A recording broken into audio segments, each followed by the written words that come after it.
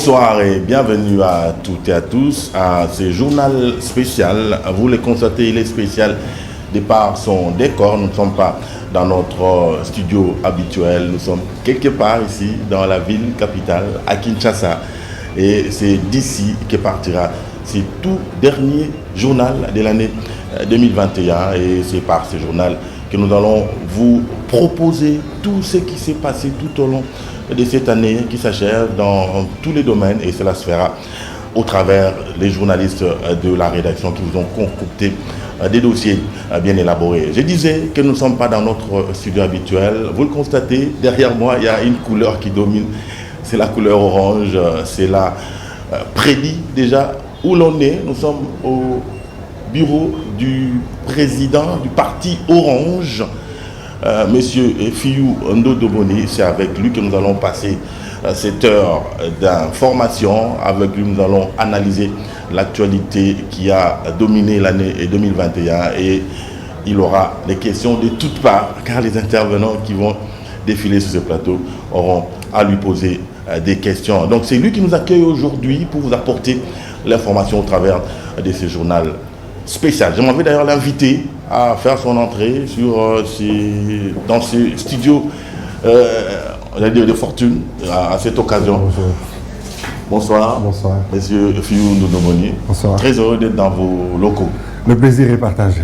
Antena est invité aujourd'hui. Merci, vous êtes le bienvenu. Vous savez, Antena, on l'appelle chaîne des références. Donc, pour nous, c'est important de clôturer l'année avec la chaîne des références. Allez, on va s'installer pour démarrer notre spéciale soirée.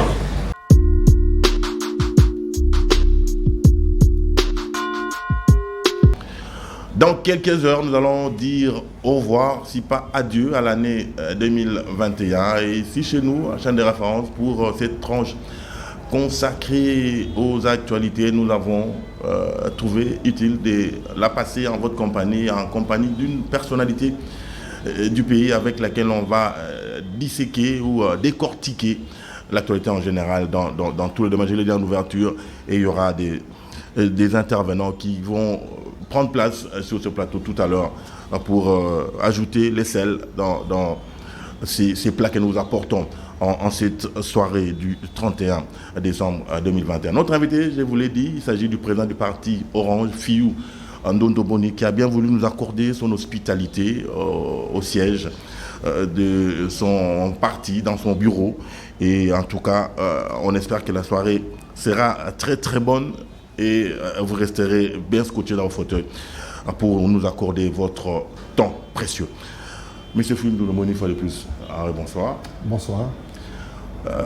Orange, on croirait c'est la couleur, mais c'est une abréviation. Ouais. Orange est une abréviation, évidemment, une abréviation qui va avec la couleur, parce que de la conception du parti, le rêve, c'est notre cible, c'est la jeunesse. Orange, cette couleur exprime la vitalité, l'innovation, la créativité, l'espoir, tout ça. Donc, il fallait, à partir de cette couleur qui reflète ce qu'est notre cible, nous soyons à mesure de greffer justement notre vision. Donc, il y avait d'une part la vision, et d'autre part, il y avait la couleur, et encore de l'autre côté, il y avait notre cible. Alors, il y avait également une autre réalité, il fallait avoir un nom qui allait facilement être retenu par cette jeunesse-là. Donc, il fallait que les concepts déjà du nom du parti fassent un wow auprès de la jeunesse. Alors tout ça mis ensemble, et nous avons réussi à avoir justement cette abréviation Orange, qui veut dire ordre pour des actions nouvelles et garante d'équité. Parce qu'il faut, avec cette jeunesse, bâtir la nation avec des actions nouvelles.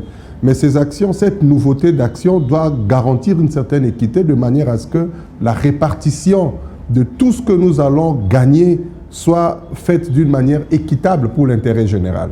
Donc voilà un peu toutes les motivations qui nous ont conduits, et il fallait créer l'espace dans un environnement qui était déjà saturé. Donc il fallait beaucoup de réflexion pour se frayer un chemin. Aujourd'hui, Dieu nous a fait grâce, on a réussi quand même à se trouver une place dans cet environnement. Exactement, on va parler en long et large du parti et de vos accointances dans ces microcosmes politiques, mais on va faire entrer La première intervenante, c'est Adèle Bissosa. Elle va nous annoncer, elle va bien sûr nous proposer d'abord son dossier qu'elle a fait sur la politique. Je vous prie d'entrer, madame. Bonsoir, Adèle. Bonsoir. Avant de vous accorder la parole, je propose qu'on rentre du côté de la régie pour prendre les petits dossiers que vous avez concoctés sur la politique en 2021.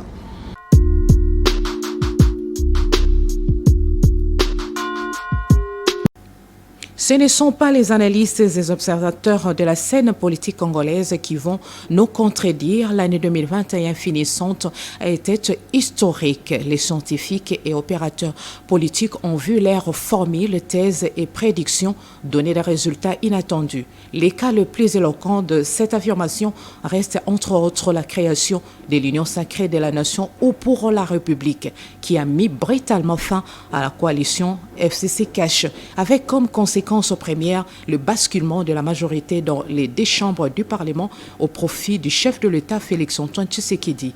Il faut noter que la réussite de l'émancipation de Fachi de la NAS du FCC, bien que voulue de la quasi-totalité des Congolais consultés par le président de la République, n'a été une tâche aisée considérant les verrous des textes légaux existants. On dirait grâce au conseil de ces juristes autour du chef de l'État émanant d'une autre école qui ont soutenu que le mandat d'un député n'est pas impératif. Cette astuce a suffi véritablement pour permettre à quelques élus, surtout des fonds communs pour les Congolais FCC, de changer ce sac, se convertir aux membres de l'Union sacrée. À ce nombre de FCC, il faut ajouter ceux des Ensemble pour la République de Moïse Katumbi Chapwe et ceux du Mouvement de libération du Congo MLC, Jean-Pierre Bemba Gombo.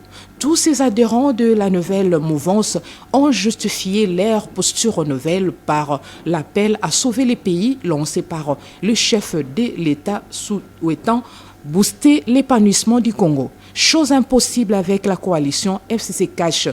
Curieusement, l'allégresse remarquée au début de la mise en place de l'Union ne va durer que le temps du feu de paille. Les amours vont apparemment vite s'évanouir. Le lieutenant de tous les camps se tire à boulet rouge dans les médias, dans des langages seuls les initiés comprennent. Le camp Moïse Katumbi a remué ciel et terre. Quelques dossiers étaient au centre de ces remous. 1. Le partage de certaines responsabilités dans la nouvelle équipe gouvernementale à mettre en place. 2. L'occupation de certains postes dans les bureaux de la Chambre basse du Parlement. 3. La gestion de la centrale électorale. À noter que ces trois grands dossiers ont poussé les camps Katumbi à observer un comportement n'indiquant pas qu'il est un parti dans la coalition au pouvoir. À maintes reprises, Ensemble a menacé de quitter l'idylle bien qu'avec deux ministres dans les gouvernements des Wario. L'on retiendra par ailleurs que les MLC de Jean-Pierre Bemba Gombo fait figure de moins capricieux de l'Union sacrée.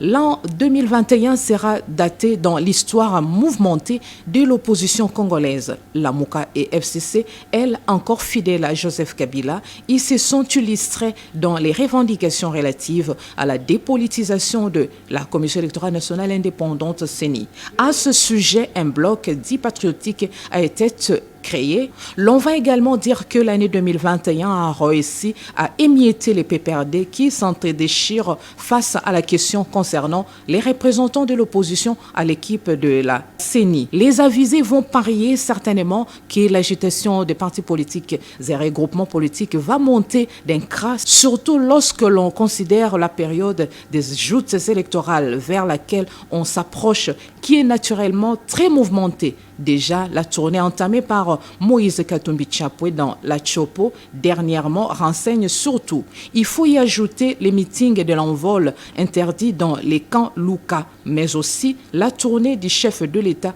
au centre de polémiques, disant que les moyens de l'État sont engagés dans une campagne électorale précoce. Dieu seul sait sur l'avenir politique du Congo où les partis politiques et regroupements naissent selon les opportunités, disparaissent selon les moments, changent les camps selon l'atmosphère politique. De toute façon, 2022 qui va commencer nous révélera bien de choses.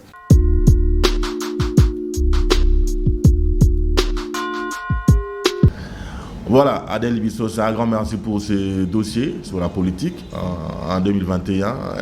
Adèle Bissot, ça vient de nous rejoindre sur la chaîne de la France il n'y a pas longtemps. Un petit mot sur cette incorporation au sein de la grande famille Antenne. Voilà, je suis là, c'est là où j'ai commencé ma carrière professionnelle et je retourne en cette chaîne pour des convictions personnelles. Voilà un peu ça. Alors aussi, il faut poser des questions à M. Fiou de Boni par rapport à ces dossiers.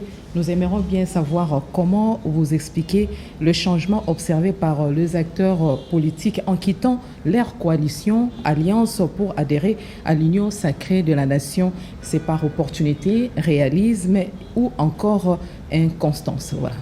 Bon, je n'aimerais pas entrer dans tous ces concepts-là, réalisme, opportunité ou inconstance.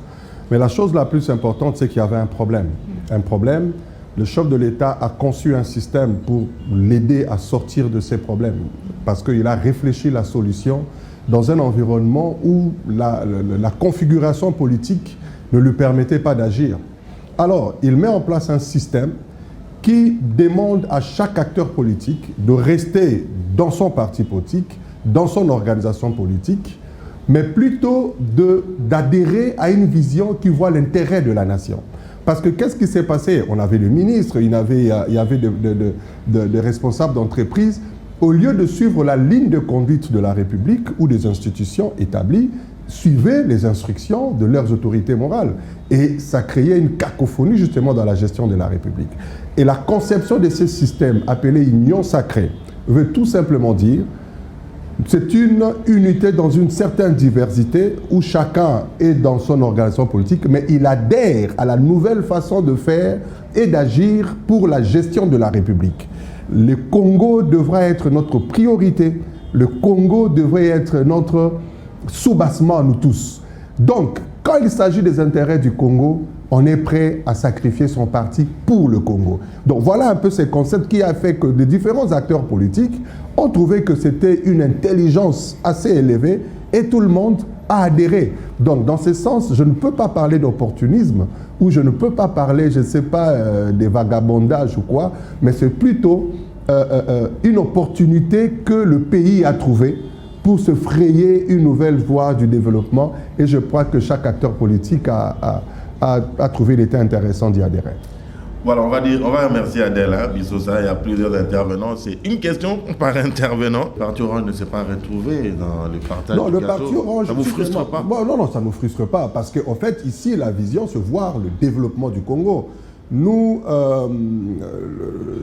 en 2018, on n'a pas eu de député, bien que nous avons travaillé sérieusement autour de la chose.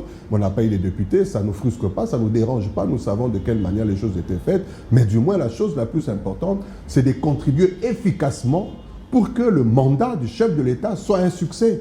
De contribuer efficacement pour que le chef de l'État, en 2023, en face des électeurs, disent voilà ce que je vous ai promis, voilà ce que je réalisais, voilà ce que j'avais dit et voilà ce que je fais. Nous travaillons dans ce sens. Donc, toute chose qui serait un obstacle qui empêcherait le chef de l'État à atteindre son objectif, nous réfléchirons, nous mettons des stratégies pour que la chose soit écartée de fait que le chef de l'État atteigne ses objectifs pour l'intérêt justement de la population. Voilà, l'année 2021 qui va s'achever tantôt a été dominée, vous le savez, par le feuilleton CENI, notre centrale électorale qui finalement est au grand complet et tous les acteurs sont en place. J'allais parler du bureau de la CENI. On va en parler maintenant avec Eric Izami qui est notre envoyé là-bas à la CENI, c'est lui qui nous fournit petit à petit toutes les infos. Nous venons de la centrale électorale de la RDC. Eric Izami nous a rejoint sur ce plateau. Avant de lui accorder la parole, bonsoir Eric Izami. Bonsoir James Katambo. Je vous accorde la parole tout à l'heure, merci. On voit d'abord ton dossier sur la CENI et on revient.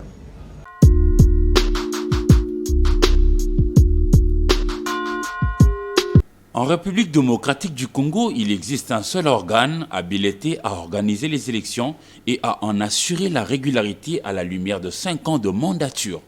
Cet organe porte le nom de la Commission électorale nationale indépendante CENI et il y a déjà une expertise avérée après avoir réussi à organiser parfois dans les contextes peu rassurants des élections par 3 fois en 2006 sous les labels CEI, en 2011 avec la CENI en 2018 et la série continue avec le regard dirigé vers le rendez-vous de décembre 2023 attendu par le peuple congolais. Si l'équipe qui forme l'administration de la CENI reste bien en place, il faut dire qu'en République démocratique du Congo, c'est surtout les choix des animateurs au sommet qui divisent les Congolais et créent des ennuis au point de mettre parfois en mal tout un processus. En effet, en RDC, selon la loi, il est aussi dit que c'est aux 8 confessions religieuses évoluant au pays que revient le devoir de choisir les membres du bureau de la CENI et ceux qui y siégeront comme membres de la plénière pour sous-tendre les actions à mener par le bureau de la centrale électorale.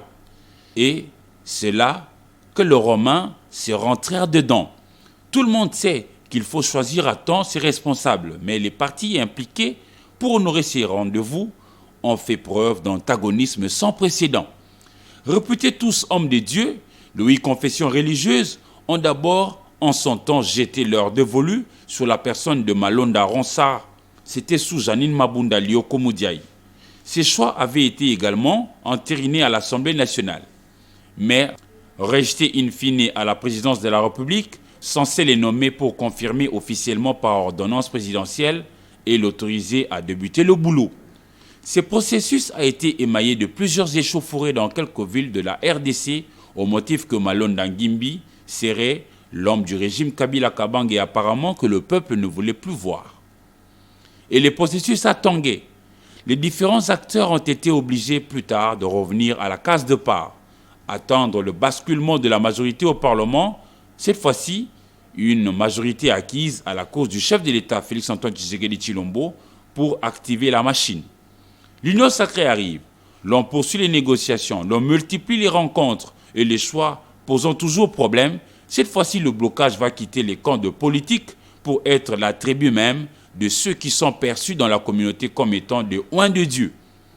Après moult réunions, à l'issue de plusieurs rencontres et reports du groupe des 8 confessions religieuses, toujours pas capables d'être d'accord sur un consensus, l'on a enfin obtenu le choix de Denis Kadima Kazadi, à qui très peu de gens donnaient la chance d'être placé à la tête de la CENI.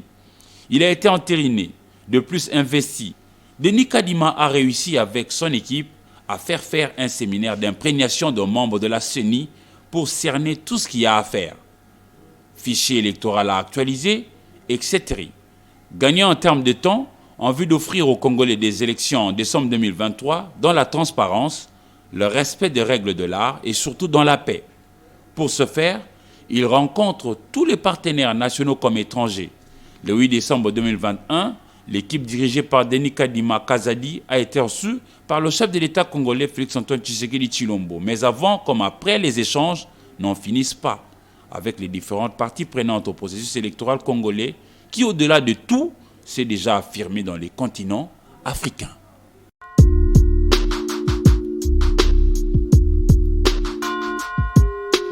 Bonsoir Eric Izami Boanzale. Bonsoir James Katomboa. L'année s'achève. Dans quelles conditions vous avez passé cette année 2021 personnellement? Personnellement, je crois que ça a toujours été un peu pareil, difficile. C'est très difficile. Par la routine? Pas la routine, mais la difficulté s'est accentuée à mon avis. Et par rapport à ton dossier, l'invité est en face. Une question. Par rapport à la CENI... Et tous ces mécanismes qu'il y a eu autour. Nous sommes un pays à construire. Vous êtes architecte. Par quoi devrions-nous commencer pour ne serait-ce que bien loger les Congolais? Ok. Comme tu parles d'un dossier de la CENI, donc je vais essayer de faire un parallélisme entre notre profession avec la CENI. Parce que la CENI, c'est l'organisation des élections, justement. Les élections, c'est arriver à ressortir ce que la population veut. Vous savez, dans les concepts de l'organisation des élections, c'est que quelqu'un qui part de la base à la réalité de la vie réelle de sa population, d'une base. Et cette personne est soutenue par la population. Si le mécanisme est fluide et clean et transparent, cette personne va atteindre l'Assemblée nationale avec la vision justement de sa population. Évidemment, au niveau de la population, il y a des sérieux problèmes de logement, des problèmes de ceci ou cela, il y a plein de problèmes. Mais puisque vous parlez de secteurs qui concernent l'architecture, les secteurs clés aujourd'hui, il faudra apporter, c'est le secteur de logement. Donc, nous sommes en train de réfléchir sur un concept pour mettre, pas en train, la réflexion est déjà faite, le logement à coût économique, mais qui remplisse le critère fonctionnel de stabilité et de plasticité réelle, de manière à ce que le Congolais soit en mesure d'avoir une vie aisée. Alors, ces systèmes, ces concepts vont faire à ce que nous puissions avoir des cités planifiées, de cités urbanisées, de cités correctes à prix économique, et ça va avoir un impact sur les différents bailleurs que nous avons dans nos villes qui n'ont pas des contrepoids de l'État, en fait. Voilà pourquoi les prix sont en train de monter, chacun fait monter à sa manière. Mais si aujourd'hui, par une structure de l'État liée au logement, il y a ces projets qui s'installent, donc ce qui fait qu'avec le prix fixé par l'État, les différents bailleurs vont être contraints d'aligner leur prix par rapport à ce que l'État a déjà fixé. Donc nous sommes en train de travailler ces dossiers-là. Je pense que ça sera un apport considérable pour y arriver. Voilà pourquoi il serait important que le vrai personnes du peuple qui vont s'inscrire aux prochaines élections soient élus et qu'ils apportent le vrai problème de la population. Et c'est justement cette question qui est liée à la pensée du chef de l'État, qui tient à avoir des élections transparentes, crédibles, des élections qui vont se faire dans les meilleures conditions, de manière à ce que nous ne rentrions pas dans ces conflits-là. On a vécu la fois passée. Donc ça, c'est l'engagement que le chef de l'État a pris au niveau de l'Assemblée, au niveau de toutes les institutions internationales qui puissent exister aussi. Merci Rikizami pour ta question et ton intervention. On va ouvrir une petite parenthèse concernant justement votre autre casquette d'architecte. Vous êtes le numéro 1 de l'ordre des architectes de la RDC. Exact. Il n'y a pas bicéphalisme de ce côté-là? Ça marche? Non, ouais, ça va. Il n'y a pas bicéphalisme de ces côtés-là. C'est juste un comportement de certains confrères par rapport à l'organisation générale, un comportement que nous sommes en train de gérer en interne pour que nous puissions être utiles, efficaces pour la République, pour le gouvernement. Ouais. Allez, on referme la parenthèse pour dire au revoir à les amis. Concernant les dossiers CENI, vous êtes sûr qu'à la fin 2023, là, il y aura des élections? Non, il y aura des élections. Il n'y aura pas contestation? Non, le chef de l'État... Parce que jusque-là, les autres ne sont pas d'accord. Hein. Non, on va comme ça. C'est les forcing un peu. Il y aura toujours des gens qui ne seraient pas d'accord. Aujourd'hui, personne ne peut nous garantir, s'il n'y a pas organisation des élections, qui porterait la responsabilité de la non-organisation des élections aujourd'hui. Imaginez qu'il n'y ait pas élection. Qui porterait cette responsabilité? Ce n'est pas l'opposition, ce ne sont pas les églises, c'est le chef de l'État qui portera la responsabilité. Il a prêté serment, il a promis l'observation stricte de la Constitution, il a promis un certain nombre de choses et il veille à ce que ces choses, en sa qualité de garant de bon fonctionnement des institutions, il veille à ce que ces choses se matérialisent et se fassent dans le délai. Les élections vont avoir lieu, les gens ont crié, aujourd'hui il y a un président, le bureau affiche complet et nous allons avancer. Dernièrement à l'Assemblée nationale, il a lui-même dit que le train a déjà quitté la gare. Il a demandé à tout le monde d'embarquer pour que nous puissions fêter cette joie-là des élections démocratiques en 2023. Allez, presque les jumeaux de la CENI, ou la sœur jumelle de la CENI, c'était la SENCO, hein, la conférence des évêques, tout et tout. D'ailleurs, les mariages est allé jusqu'au bout, même s'il y a eu un petit crash un tout petit peu à la fin. On va d'abord prendre ce dossier de la SENCO, dossier réalisé par Sylvie Fortuné-Mboula. On est de cœur avec elle, elle ne saura pas être avec nous ce soir sur ce plateau, elle est un tout petit peu souffrante, mais elle nous a laissé ces beaux dossiers qu'on va suivre avant de poursuivre.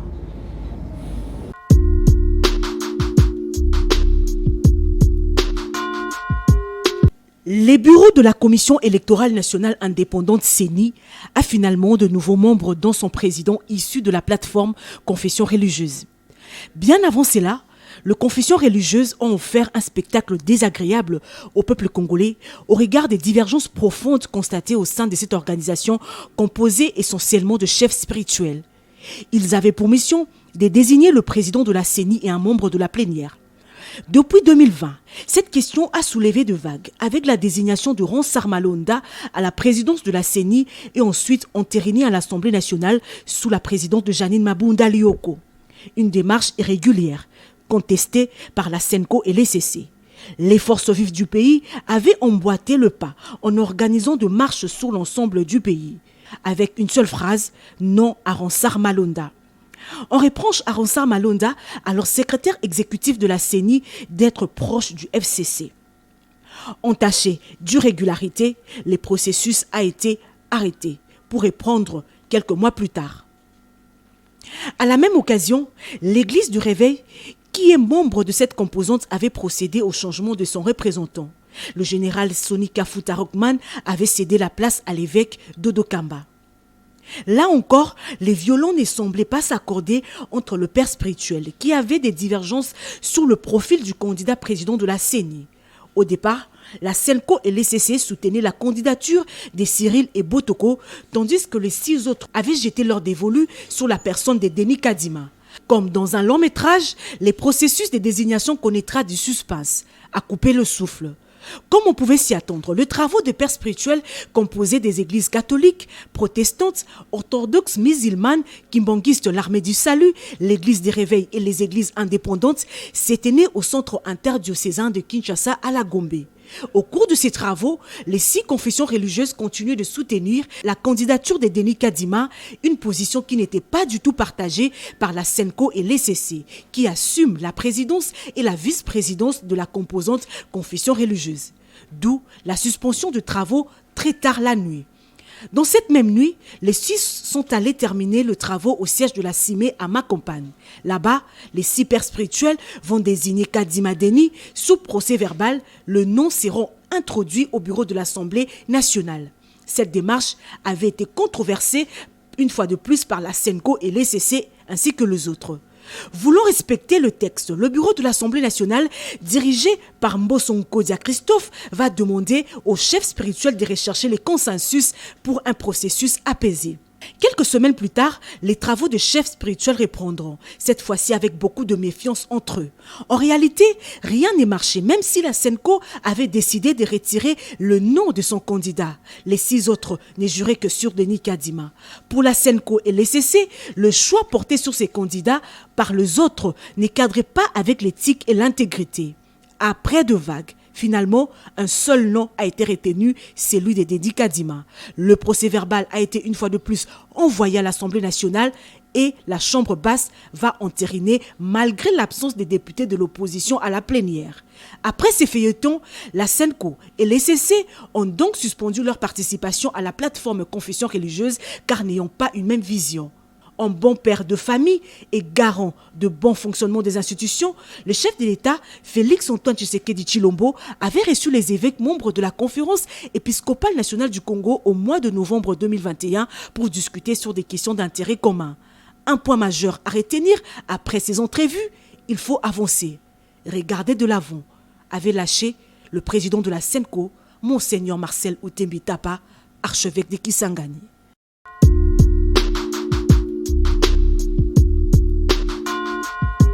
Monsieur Fiou, dites-nous un tout petit peu l'épisode SENCO. Bon, c'était pas facile à gérer. Hein. Oui, c'était pas facile à gérer. Vous savez, c'était un comportement naturel des enfants qui veulent le bien-être du pays, de l'organisation. L'Église catholique a un ancrage social assez important. Vous comprenez, il a donné ses avis.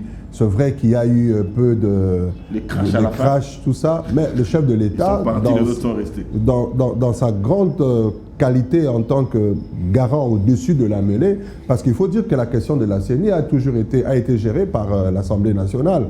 L'Assemblée nationale qui a demandé aux églises de lui faire la proposition d'une personne. Donc, ce qui fait que, étant donné qu'il y avait toute cette discussion-là, le chef de l'État voulait, dans sa qualité, dans sa casquette de la personne qui devrait toujours assurer la médiation, la cohésion, l'unité de la nation, a vu les uns et les autres, a échangé avec les uns et les autres. Et aujourd'hui, les choses ont été comprises et les choses avancent. Et nous saluons justement cet engagement de l'Église d'une manière générale, que ce soit catholique ou protestante, qui s'est engagée d'une manière générale dans les processus. Et aujourd'hui, le train est mis en marche. Donc, nous saluons l'engagement des uns et des autres et surtout la sagesse avérée du chef de l'État. On va parler justice tout à l'heure avec Sylvain Kapombo Sengele, les spécialistes maison de ce domaine-là. Mais une question à M. Fiyou, Ndondo Oboni. On vous accuse souvent, je ne sais pas, à tort ou à raison, d'être tribaliste. Parce qu'on a vu jusqu'à peu de temps avant les élections de 2018, vous étiez avec Fayoulou, qui est de la même contrée que vous. Alors, qu'est-ce qui a fait ces revirements-là? C'était pour démentir à ceux qui croyaient que vous étiez... Bon, nous étions avec Fayoulou au Rassemblement. Nous étions un même bloc. Que ça soit, vous savez, quand on a pris l'initiative, la consultation pour la candidature unique de l'opposition, le président Fayoulou, le président Kaméré, le président Félix et tout ça, tout le monde était consulté, les Mouzi, tout ça. Je fais cette démarche de consulter tous ces acteurs politiques pour qu'on arrive à avoir un candidat commun de l'opposition.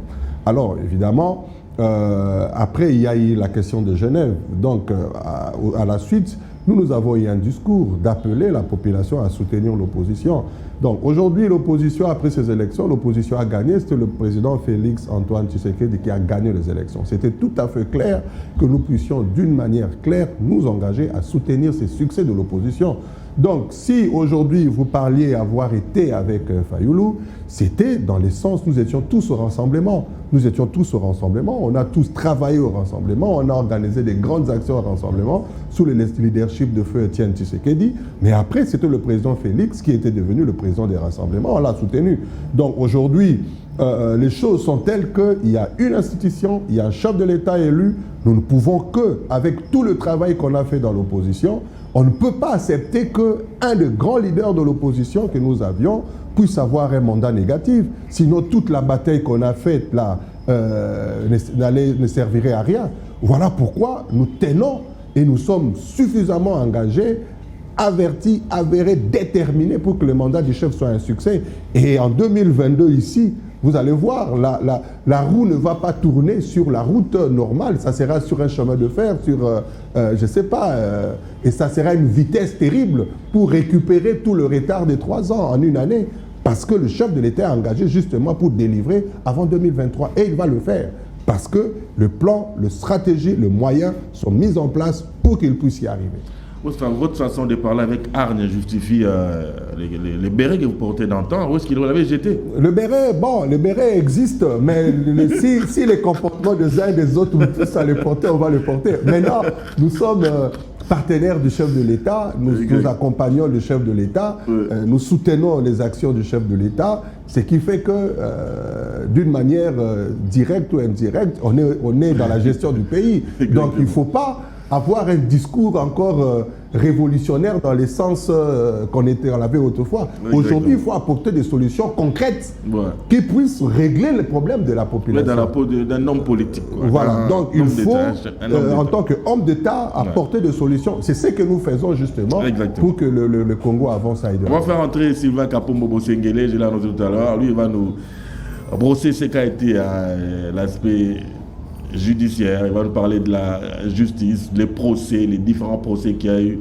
au courant de cette année 2021 qui s'achève, et le tout dernier qui a soulevé des vagues, les procès qui a envoyé en prison le colonel Mopépé. Il va nous parler de tout ça, et c'est au travers d'ailleurs de ce dossier que l'on prend avant de lui donner la parole. Bonsoir Sylvain Kapombo Sengele. Bonsoir James Katangwa, merci pour la parole.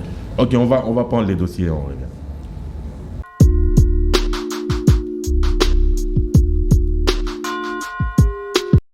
Juger les hors-la-loi et les indisciplinés transférés par devant elle par les ministères publics, c'est la principale mission assignée à la justice militaire de la République démocratique du Congo. Cette dernière a accompli comme il se doit la dite mission au cours de l'année 2021 qui s'est achevée par la tenue de plusieurs audiences, aussi bien au niveau de la haute cour, les cours et tribunaux militaires. À la haute cour militaire, les généraux, les colonels ainsi que d'autres officiers ont répondu de leurs actes. Certains ont été condamnés et même renvoyés des rangs de FARDC et de la police nationale congolaise. L'affaire général-major Igilayav, Jean-Luc et consorts, dont l'instruction se poursuit encore, plus de 10 prévenus sont reprochés de 5 préventions, notamment les détournements des véhicules, dissipation et vol des biens appartenant aux militaires et soustraction frauduleuse des camions et camionnettes appartenant à l'armée. L'affaire commissaire divisionnaire adjoint Palanganawesh Elvis, poursuivi pour homicide involontaire, se trouve actuellement en phase de plaidoirie. La Haute Cour s'était déclarée suffisamment éclairée à sa dernière audience tenue le jeudi 11 novembre 2021. L'autre affaire ayant marqué l'année 2021, c'est celle relative à l'assassinat de Floribert Chebeya et Fidel Bazana. Et c'est le mercredi 22 septembre à la prison militaire d'Ndolo que le sommet de la justice militaire a tenu sa première audience en chambre foraine. Les appelants, parmi lesquels Christian Ngoï Kenga Kenga et Jacques Migabo, sont poursuivis pour détournement d'armes et munitions de guerre, association des malfaiteurs, enlèvement, assassinat, terrorisme et désertion simple. S'agissant de l'affaire Major Magistrat Kipaka Kiakipaka Valérie et consorts, poursuivis pour association des malfaiteurs et vol à main armée, les répliques et contre-répliques des parties sont fixées au 11 janvier 2022. Un autre procès qui a attiré l'attention des peuples, c'est celui de l'affaire Olivier Mpunga, un jeune homme de 32 ans qui avait trouvé la mort dans un amigo de la direction des renseignements généraux. 5 prévenus, dont le colonel Mopepe, ont été condamnés à la peine de servitude pénale à perpétuité avec irradiation au sein de la police nationale congolaise.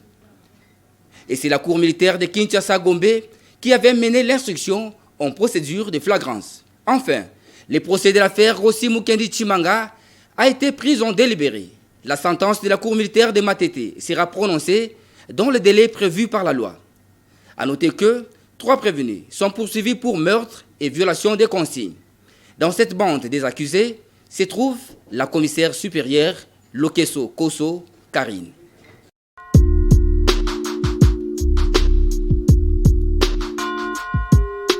Allez, Sylvain Kapombo Sengele, l'année qui s'achève, un vœu, un souhait à émettre comme ça? Ok, merci. Et là, j'en profite. Vous savez que l'année qui s'achève, il faudrait tout d'abord reconnaître que si nous sommes en vie, c'est grâce au Créateur, les Dieu Tout-Puissants, qui a fait à ce que nous puissions encore rester en vie. Il nous a accordé son souffle de vie, mettre les temps et les circonstances, comme vous avez dit. Voilà pourquoi je reconnais d'abord et je dis grand merci à Dieu pour ce souffle de vie qui n'a cessé de renouveler chaque jour dans notre vie. Et là, j'en profite pour présenter mes vœux, les meilleurs, au patron de la justice militaire RD congolaise, le lieutenant général Mutombo Katala Etienne de Joseph, qui nous suit d'ailleurs. Et je présente également mes vœux à ma plus tendre épouse, Jocelyne Tseya Kapombo, qui est en train également de nous suivre. Mes vœux à ma mère, Marie Matete, et à toute la famille Bosengele et aux amis et connaissances. Allez, une question dans ton dossier là, sur la justice, une question à notre invité concernant ton domaine. Ok, merci. Et M. Fiyou, nous bonnes parce que le temps qui nous est imparti ne nous permet pas, ne nous permet peut-être pas de vous poser beaucoup de questions, sinon nous en avons beaucoup. Mais je voulais quand même savoir votre réaction par rapport à la sentence dernière qui est tombée dans l'affaire colonel Mopepe, comme vous le savez. Il y a un jeune homme de 32 ans qui avait trouvé la mort dans une cellule de la police, direction des renseignements généraux, et la cour militaire de Kinshasa Matete, qui a tenu de manière accélérée 5 audiences, a fini par condamner ces prévenus à la peine de servitude pénale à perpétuité. Comment avez-vous reçu cette sentence? Bon, d'une manière générale, vous savez, les comportements des uns et des autres vis-à-vis d'une créature de Dieu et ces comportements qui vont annuler la vie, arrêter la vie d'une personne, ce sont des comportements à sanctionner sévèrement. Pourquoi? L'audience qui a eu lieu, au-delà du jugement normal, ça a un rôle pédagogique. Un rôle pédagogique qui puisse dire, annoncer, tous ceux qui voudraient avoir ce genre de comportement demain, qu'ils puissent faire attention parce que voilà la sanction qui leur attend. C'est pareil un peu ce qui se passe avec le procès de Yumbi aujourd'hui. Il y a eu massacre à Yumbi, la cour militaire est en train d'y travailler. Et la haute cour. La haute cour militaire est en train de travailler et nous demandons d'ailleurs à ce que ça soit accéléré pour qu'également qu'il y ait des sanctions et de manière à ce que ces comportements soient bannis en fait de notre pays. Donc je pense qu'une sanction de la justice, moi je ne maîtrise pas tout le détail de la justice, nous ne pouvons que, c'est vrai, ça fait mal de voir qu'une personne va rester à perpétuité en prison, mais ça fait aussi mal et ce n'est pas justifié qu'une personne, par son comportement, puisse apporter la mort à un monsieur, un jeune homme de 32 ans qui avait plein d'avenir devant lui. Il pouvait encore vivre autant d'années que ça. Donc un comportement a arrêté la vie d'une personne. Donc, nous n'avons pas de critique à émettre, si ce n'est que la justice a fait son travail. Nous sommes dans la répartition, la séparation, le principe de séparation du pouvoir. Donc, nous, on est dans le secteur politique. Nous n'avons pas à nous ingérer dans ce que la justice fait. La justice a rendu son jugement d'une manière responsable, correcte.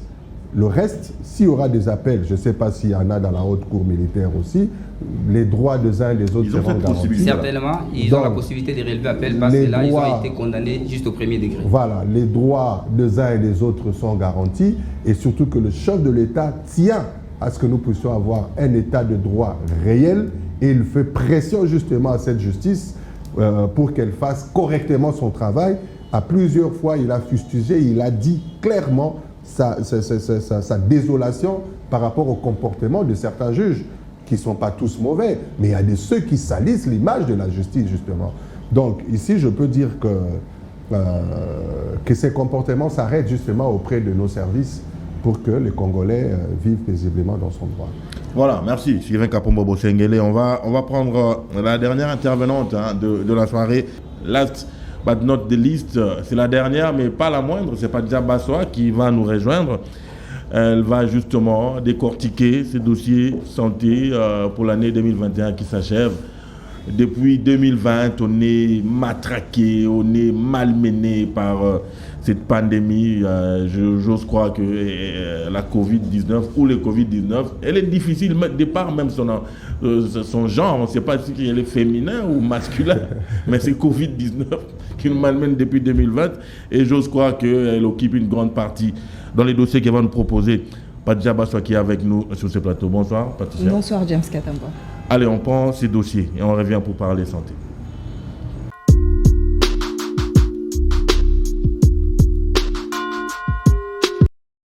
C'est depuis 2020 que la République démocratique du Congo vit son cycle du coronavirus.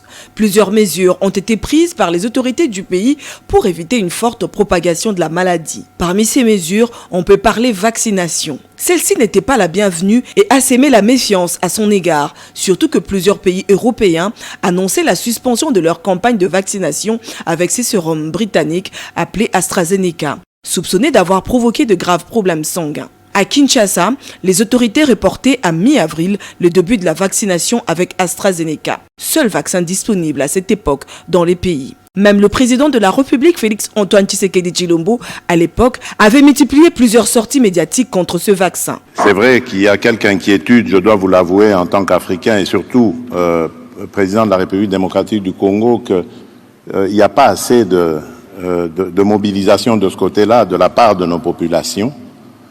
C'est une certaine inquiétude qui est due au fait, à mon sens, que le vaccin vient d'ailleurs. Le démarrage de la vaccination a été tellement timide qu'il s'est avéré que les 1,7 million de doses d'une durée de vie de 4 mois allaient atteindre leur date de péremption. Ainsi, le mécanisme COVAX a donc dû trouver en urgence d'autres pays africains plus réceptifs à l'AstraZeneca. C'est vers mi-septembre que le président de la République, Félix Antoine Tshisekedi, a reçu sa première dose devant les médias officiels. Il se devait de prêcher par l'exemple. Cette pandémie a ralenti l'économie mondiale et dans notre pays, nous en avons eu des répercussions. C'est parce que la production en a pris un coup à cause du fait que la circulation des biens et des personnes était devenu difficile. Le pays dispose actuellement de plus d'1 million de doses de différents vaccins encore en stock qui ne demandent qu'à être distribués dans les provinces. La troisième vague, marquée par le variant Delta, n'a pas suffi. Il en a fallu une quatrième, mais cette fois-là, avec le variant Omicron, venant de l'Afrique du Sud. Celui-là, très contagieux, mais moins dangereux.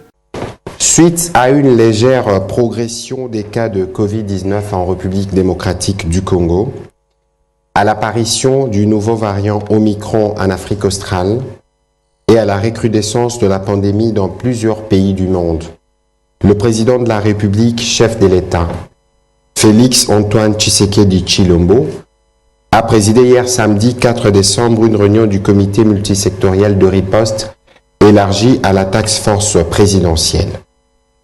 Au cours de cette réunion, une série de mesures a été prise. La République démocratique du Congo, comptant encore des gens sceptiques à la maladie, avait pris des mesures pour renforcer la lutte contre ces variants, même si à la même période, plusieurs personnes étaient atteintes de grippe. Nous avions une moyenne de 100 cas par semaine en octobre et 200 cas par semaine au mois de novembre.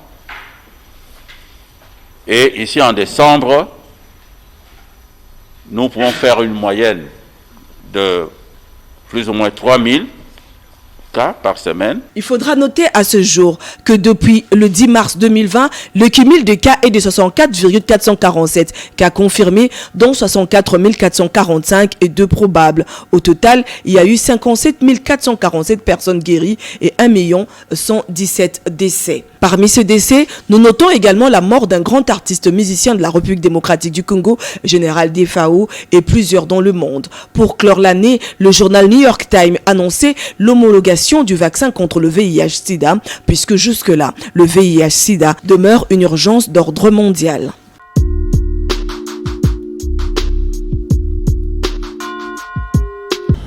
Voilà, bonsoir et bonsoir. Bonsoir. On a suivi les dossiers.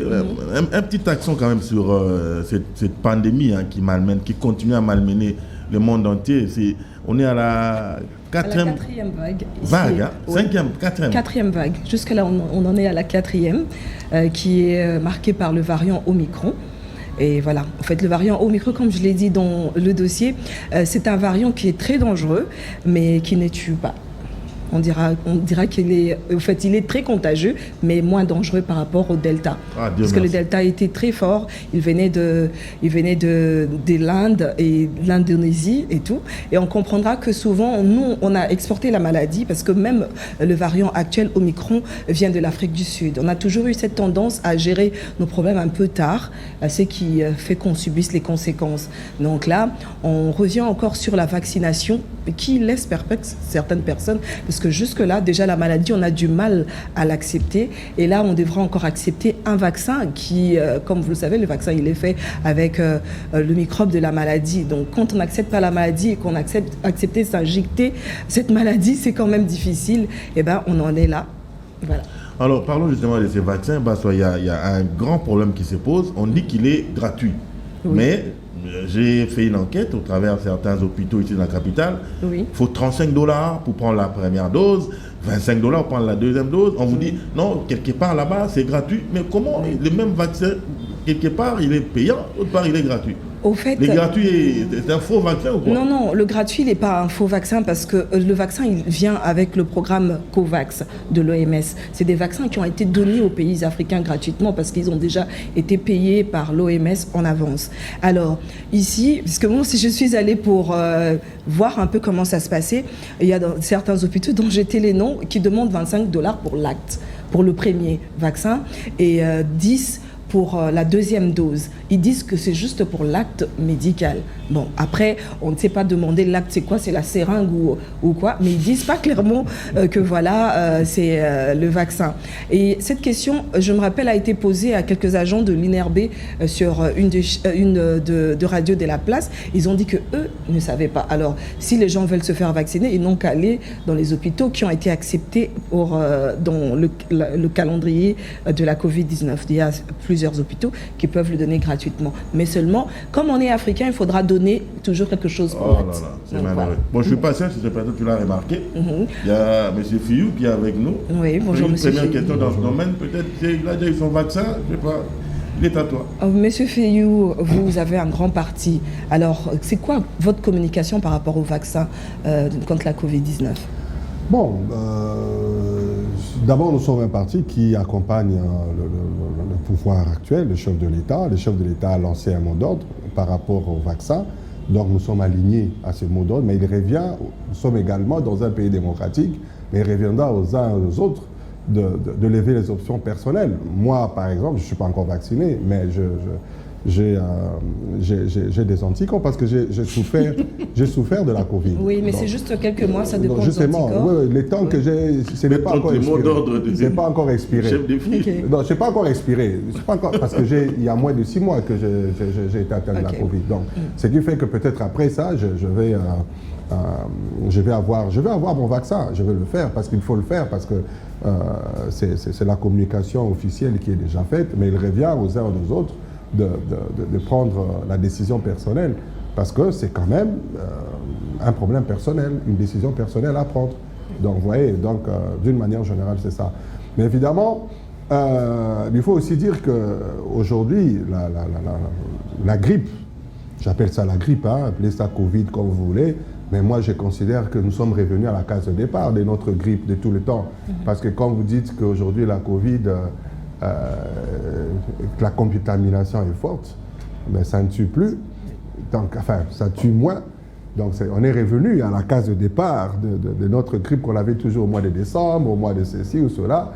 Quand tu éternues, évidemment, c'était aussi contagieux, ça contaminait toujours. Donc il est question que les uns et les autres se disciplinent sur le plan, sur les différents secteurs, de manière à ce qu'on réduise au maximum. Au-delà de vaccins, je pense que la gestion de l'environnement de vie est hyper importante. Tu vois, parce que les gestes barrières et autres, là, tout ça, ce sont les choses hyper importantes sur lesquelles il faudra veiller. Parce que si on respecte tous ces différents gestes barrières, on n'aura même pas l'entrée de la maladie ici. Vous comprenez? Donc, c'est un peu tout ça. Merci Patricia. Merci. On va parler de ce grand dossier, la guerre à l'Est, les problèmes qui règnent à l'Est. Quel est votre point de vue sur l'état des sièges? On a l'impression que ça perdure et que ça commence à arranger ceux qui sont, je ne sais pas moi, à la tête de ces provinces. Ils veulent que ça continue. Vous voyez une issue à cette histoire? Oui, évidemment, il y a l'issue. Le chef de l'État, pendant sa campagne, il était à l'Est, à Béni, tout ça. Il a fait cette promesse qu'il devrait, à la fin de sa mandature, achever cette guerre. Aujourd'hui, l'état de siège, ça fait partie des solutions ultimes, justement, pour régler cette question d'insécurité à l'Est. Et ça avance. Parce qu'en fait, les stratégies militaires... On est à la 15e oui, mais ce n'est pas un problème. On est à moins d'une année. Ne parlez pas en termes de nombre de prolongations. C'est le délai de 15 jours. Donc, on est à moins d'une année.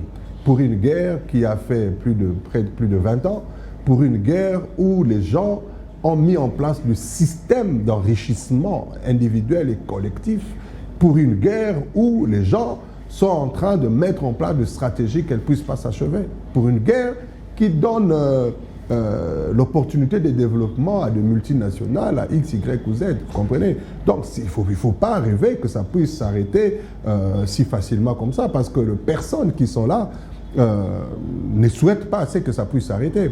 Donc l'état de siège aujourd'hui, c'est une solution ultime à cette crise. Et nous avançons positivement bien, parce que les territoires sont conquis, parce que les voies qui n'étaient pas accessibles hier, aujourd'hui sont accessibles, parce que la population qui était totalement désespérée hier commence à reprendre un peu d'espoir, bien que quelques-uns en sont encore dans cette souffrance-là, nous compatissons, mais du moins le chef de l'État, le commandant suprême est déterminé à ce que cette guerre s'arrête. Qu'est-ce qui se passe? Vous savez, quand il y a une épidémie, d'une manière générale, la courbe monte et à un certain moment, on atteint le point culminant, la courbe commence à baisser quand il y a une épidémie. C'est pareil. L'état de siège se met en place. Nos forces armées, nos vaillants héros de l'armée congolaise attaquent toutes ces zones, tous ces rebelles qui étaient dans leur zone de confort. Ils étaient à l'aise dans ces zones de confort-là. Ils se sentent menacés. Ils veulent maintenant sortir. Et en sortant, ils veulent démontrer qu'ils existent aussi. Ils créent des atrocités pour décourager les Congolais à poursuivre leur voie. Et c'est ce comportement-là qui est un comportement en réalité de la courbe qui donne l'impression d'être ascendante pendant un temps. À un moment, ça va atteindre le point culminant et ça va baisser, ça va s'annuler. Parce que toutes ces personnes seront traquées, anéanties, déstabilisées et la paix va être retrouvée comme le chef de l'État l'avait promis. Et ça va y arriver. Mais qu'en est-il de l'apport de l'armée ougandaise? C'est pas un aveu d'impuissance? Non, ce n'est pas un aveu. Et les yeux doux qu'on est en train de faire à la police rwandaise? Non, ce n'est pas un aveu d'impuissance. Il n'y a même pas des yeux doux pour la police rwandaise. Vous savez, même les Américains aujourd'hui, pour aller opérer dans certains coins, ils intègrent dans leur stratégie certains pays proches. Donc, vous savez, une guerre, il n'y a pas que la dimension militaire sur terrain. Il y a la dimension diplomatique, il y a la dimension politique, il y a la dimension des renseignements. Il y a toutes ces dimensions qui constituent en fait la guerre. Donc, ce qui fait, il y a même la presse qui est attachée à la guerre. Donc, il y a tous ces mécanismes-là qui sont fonctionnels dans un seul mot qu'on appelle la guerre.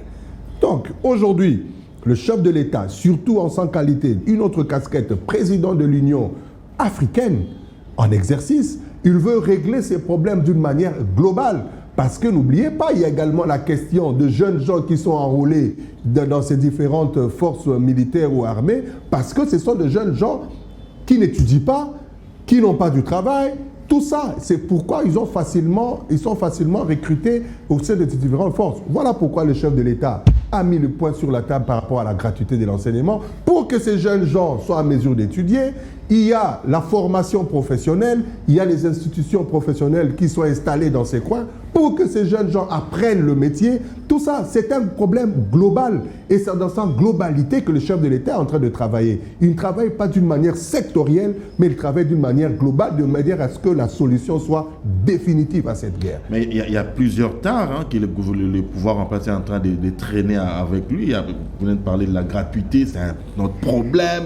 Il y a cette histoire de guerre de l'Est, c'est un problème. Tout ça, ça risque de peser quand viendront les élections. Évidemment, le chef de l'État en est conscient. Il a observé, on a fait 3 ans de gestion. Il a vu, il sait avec qui il va s'engager pour 2022. Il le sait.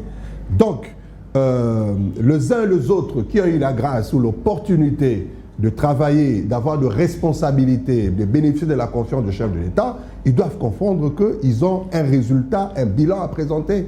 Tous ceux qui n'auront pas de bilan, tous ceux qui ne travaillent pas dans les sens d'apporter un plus dans ce que le chef de l'État a fait comme promesse, qu'ils soient rassurés, ils ne vont pas rester éternels.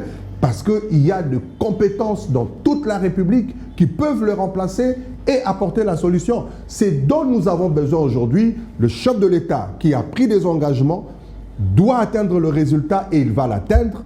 Et il y a des compétences autour de sa personne. Personne ne peut se dire qu'il est indispensable et le chef de l'État peut puiser des compétences au nord, sud, est ou ouest et le placer, le remplacer ceux qui pensent qu'ils sont indispensables. Voilà, M. Fiondo-Nomoni, on en a fini pour aujourd'hui. Un message de vœu ou un souhait pour l'année 2022 qui arrive? Le message adresse à l'ensemble du peuple congolais. Il est vrai que l'année 2021 a été une année très difficile pour chacun. Très difficile et ce n'était pas facile. Mais cette difficulté ne devrait pas nous écraser pour commencer l'année 2022 avec une tête courbée. Relevons nos fronts, relevons nos têtes et affrontons 2022 avec beaucoup d'espoir et d'assurance. Rassurez-vous, l'engagement, la détermination, la volonté du chef de l'État à créer le cadre, le mécanisme qui puisse faire à ce que chaque Congolais puisse se retrouver va être et est en train d'être mis en place pour qu'en 2023, nous puissions tous ensemble sourire et à la fin, à 2022, et à la fin de 2022, je pense par la grâce de Dieu, nous affronterons 2023 avec un autre sourire beaucoup plus radieux pour la gloire de Dieu et c'est comme ça que notre joie sera parfaite. Que Dieu nous bénisse. Ce journal spécial pour clôturer cette année 2021 est terminé. Nous avons été très heureux de passer ce moment en votre compagnie. Tous les intervenants qui sont passés sur ce plateau, mes charges de vous dire grand merci pour votre sympathique attention. Vous avez été fidèle à la chaîne des références depuis le mois de janvier jusqu'aujourd'hui. On vous dit sincèrement un grand merci. On n'ose oublier notre invité de la soirée, Fiyou Ndodoboni, président du parti Orange, qui nous a accompagnés également dans cette tranche spéciale JT.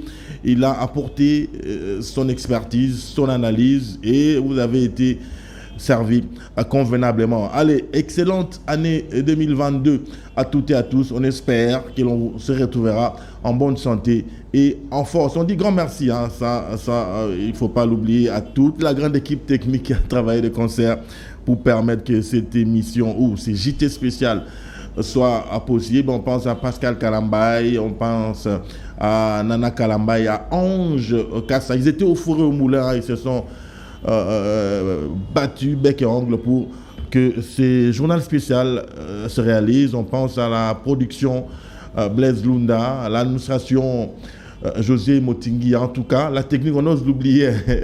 Laurent Kandé, merci pour la technique. Allez, merci en tout cas à tout le monde. Merci à la rédaction qui a fourni en matière ce journal spécial. Ce JT spécial a été dédié à notre ami, à notre frère, à notre collègue Jean-Marie Luzingu qui a été porté en terre hier jeudi 30 décembre. De cœur en tout cas, nous sommes avec son épouse qui est restée, ses enfants, toute sa grande famille et sa famille professionnelle. Jean-Marie Luzingu, nous n'oserons t'oublier, nous te portons dans nos cœurs. D'ailleurs, les génériques qui passent pour annoncer les JT, tous les jingles ont été montés de fort belle manière par lui. C'est ainsi que nous dédions ces JT spéciales. On se retrouve, comme je l'ai dit, l'année prochaine, si Dieu le veut. Portez-vous bien, prenez soin de vous et des vôtres. Excellente année 2022 à toutes et à tous.